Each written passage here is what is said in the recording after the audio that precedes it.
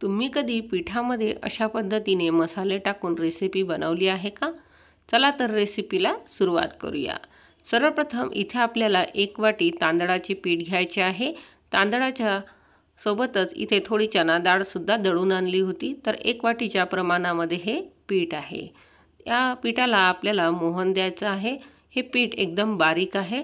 यामध्ये आपण तेलाचे मोहन टाकून घेऊया। हे मोहन पदार्थ कुरकुरीत आणि छान लेहरदार येण्यासाठी वापरलं जातं, म्हणून इथे थोडं गरम तेल यामध्ये टाकून घेतलेलं आहे। हे गरम असताना हात लावू नये, तर उलटण्याच्या साहाय्याने छान असं मिक्स करून नंतरच हाताने बाइंड करायचं। भुरभुरीत आपलं पीठ तयार झालेलं आहे। आपल्या पिठाला छान मोहन हे बसलेलं आहे। आता यामध्ये तीळ, ओवा, तिखट, धना पावडर, जिरा पावडर आणि साधे जिरे टाकून अशा पद्धतीने मिक्स करायचं आहे। हे सर्व मसाले चवीनुसार तुम्हाला इथे घ्यायचे आहेत। इथे हिरवी मिरची आणि लसूणची पेस्ट सुद्धा घेतलेली आहे। हे सर्व व्यवस्थित मिक्स करून घेऊया। मिक्स झाल्यानंतर हे अशा पद्धतीने दिसेल। यामध्ये हळद टाकलेली नाही, हळद नंतर टाकायची आहे। चवीनुसार मीठ इथे टाकून घ्यायचं आहे। गरम पाणी सुद्धा इथे वापरायचं आहे। गरम पाणी यासाठी वापरायचं आहे की आपलं जे तांदळाचं पीठ आहे ते भिजवताना त्रास होऊ नये, आणि यामध्ये थोडी हळद सुद्धा टाकून घेऊया। गरम पाण्याची उकळ बसल्यामुळे पदार्थ हा छान होतो, म्हणून इथे गरम पाण्याचा वापर केलेला आहे। थंड पाण्याचा वापर इथे करू नये, गरमच पाणी घ्यावे।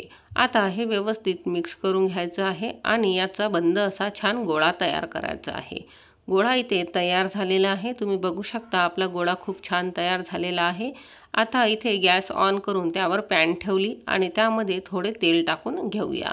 तेल हे गरम करायला ठेवून घेतलेले आहे। इथे मी चकलीचा साचा घेतलेला आहे आणि त्यामध्ये अशा पद्धतीने आपल्या साच्याचं जे पाता आहे ते टाकून घेतलेलं आहे। आता हे व्यवस्थित मिक्स झालेलं आहे। यामध्ये हे सर्व साहित्य किंवा गोळा आपण आता भरून घेऊया। हे सारण भरल्यानंतर इथे आपल्याला साचा बंद करायचा आहे।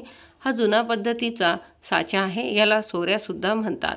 आता हे व्यवस्थित पॅक करून घ्यायचं आहे।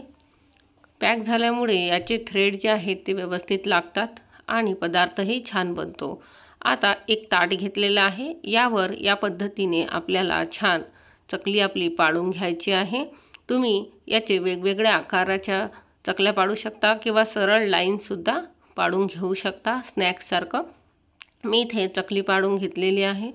ही चकली खूप छान झालेली आहे। अजिबात न तुटता आपलं पीठ हे परफेक्ट बनलेलं आहे। जेव्हा तुम्ही तांदूळाचं पीठ दळून आणता तेव्हा चना डाळ आणि थोडा साबुदाणासुद्धा यामध्ये दळून आणू शकता, त्यामुळेही हा पदार्थ खूप छान होतो। घरी पीठ जरी तयार केलं तरीही तुम्ही हे पदार्थ यामध्ये नक्की ॲड करा।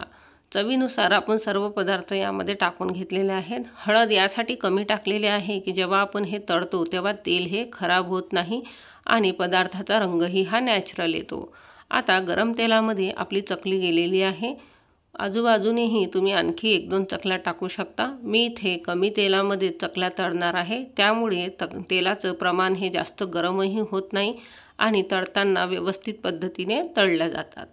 आता आपली चकलीचा रंग बदलायला सुरुवात झालेली आहे। सहजच काढत आहे तरी चकली ही तुटत नाही। परफेक्ट प्रमाण, परफेक्ट मेजरमेंटनुसार आपली चकली ही तयार झालेली आहे। रंग बदललेला आहे, मंद गॅस केलेला आहे आणि चकली ही छान निघालेली आहे। एकदम झटपट आणि कमी साहित्यामध्ये कमी वेळामध्ये आपली चकली ही तयार झालेली आहे। हा पदार्थ तुम्ही बीसी पार्टीसाठी, दिवाळीला किंवा मधातही बनवू शकता। तसेच मुलांना किंवा आपल्याला स्नॅक्स टाईम म्हणून लागतो, तर हवाबंद डब्यामध्ये 1 महिना आरामामध्ये ही चकली तयार होते आणि टिकतेही।